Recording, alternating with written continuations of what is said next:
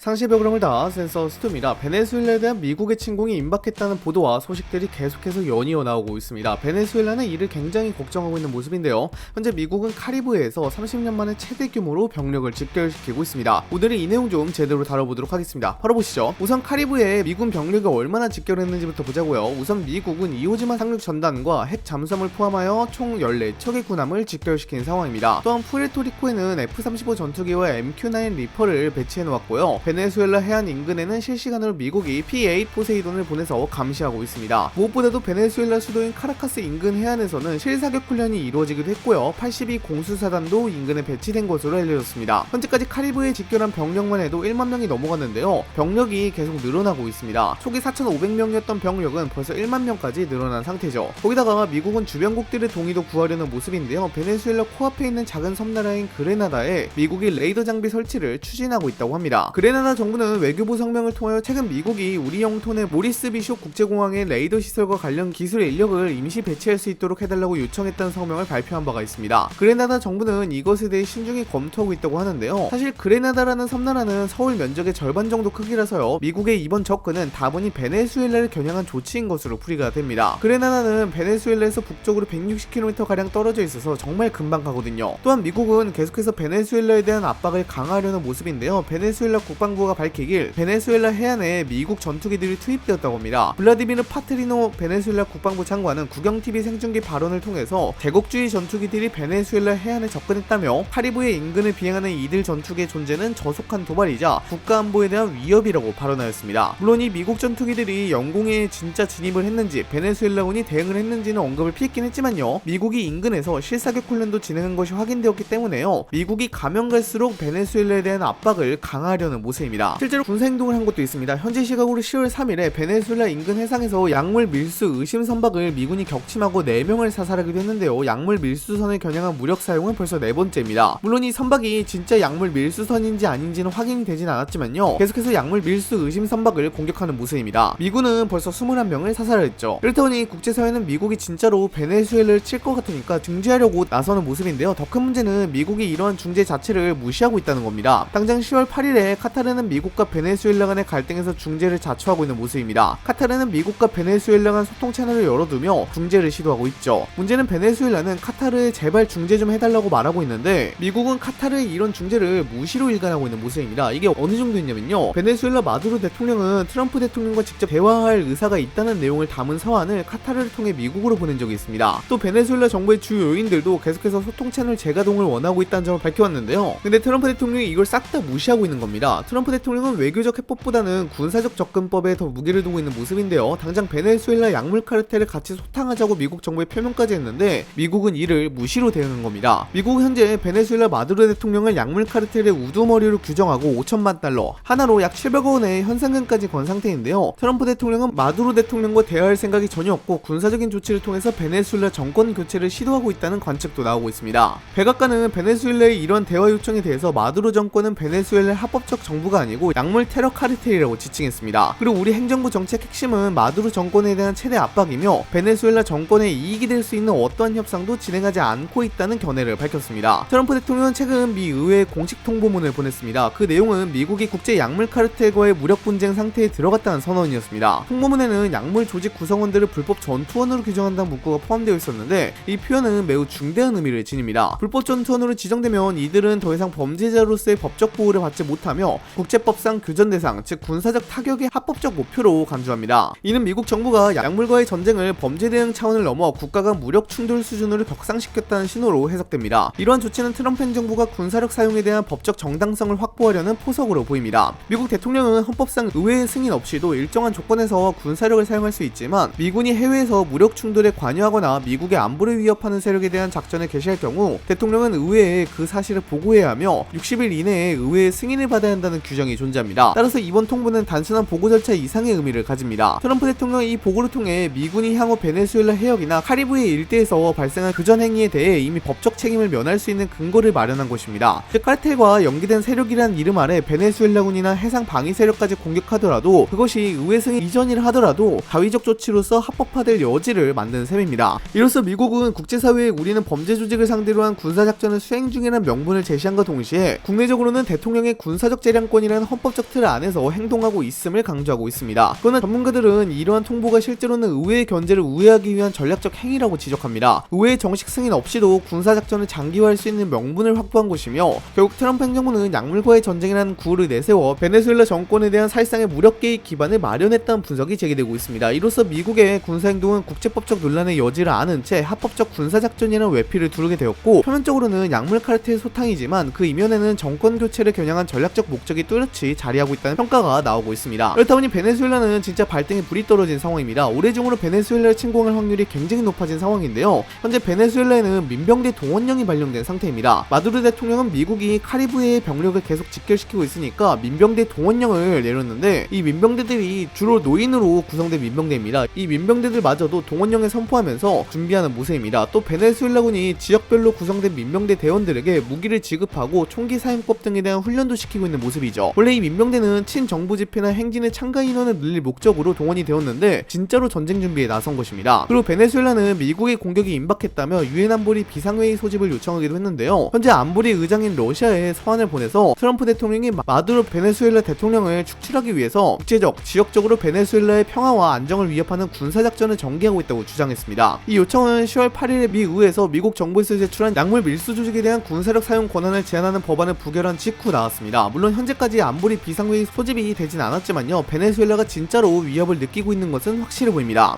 만약 미국이 실제로 베네수엘라를 공격하게 된다면 그 여파는 결코 한나라의 문제로 끝나지 않을 것입니다. 남미 전역의 정세가 급격히 요동치며 새로운 냉전구도의 불씨가 카리브해에서 되살아날 가능성이 높습니다. 먼저 쿠바와 니카라과를 비롯한 반미 성향 국가들은 즉각적으로 베네수엘라 편에 설 가능성이 큽니다. 이들 국가는 오랫동안 미국의 제재와 외교적 압박에 맞서 연대해온 나라들로 이번 사태를 제국주의에 대한 저항으로 규정할 것이 분명합니다. 특히 쿠바는 베네수엘라와 군사, 정보 협력을 유지하고 있고요. 니카라과 역시 미군의 개입을 강하게 비판하며 남미 국가들을 중심으로 한 반미연합 결성을 주도할 가능성이 있습니다. 특히나 중국 이야기를 좀 해봐야 할 것 같은데요. 중국은 베네수엘라의 최대 채권국이자 에너지 이해관계국으로서 직접적인 군사 개입은 어렵더라도 외교, 경제적 차원에서 미국을 압박할 수 있습니다. 미국의 침공이 현실할 경우 중국은 유엔 안보리에서 강력한 제재 결의 반대를 선언하고 러시아와 함께 반미 진영을 형성해 국제사회에서 미국의 정당성을 흔들 가능성이 높습니다. 베네수엘라 사태는 단순히 경제적 파장을 넘어서 국제질서의 재편을 촉발할 가능성이 있습니다. 남미 국가들 가운데 일부는 미국의 영향력에서 벗어나 러시아나 중국의 경제 지원을 택할 수 있고 그 결과 서방 대 남미 그리고 미중러의 대립 구도가 더욱 선명해질 수 있습니다. 미국이 베네수엘라를 공격한다면 이는 사실상 남미 전체를 반미 진영으로 밀어넣는 결과를 초래할 수 있다는 경고도 나옵니다. 이러한 시나리오는 실제로 각국의 외교, 정보기관들이 경계하고 있는 현실적인 위험으로 거론되고 있습니다. 미국이 약물 카르텔 수상 작전이라는 명분을 내세워 군사행동을 개시한다면 그 뒤에는 에너지 패권, 지정학적 영향력 그리고 21세기형 신냉전이라는 거대한 그림이 숨어있을지도 모릅니다. 지금 카리브의 작은 움직임 하나하나가 향후 세계 질서를 뒤흔드는 서막이 될 가능성도 충분히 있습니다. 현재 폴리마켓에 보면 미국이 베네수엘라를 공격하는 건 12월 31일까지 61%의 확률이라고 보고 있습니다. 어찌됐든 베네수엘라 공격이 임박했다는 소식이 계속 나오고 있긴 한데요. 어떻게 될지는 더 지켜봐야 할 것 같습니다. 여러분들 현재 상황에 대해서 어떻게 생각하시나요? 댓글로도 작성해 주시기 바랍니다. 이상 영상 마치도록 하겠습니다. 감사합니다.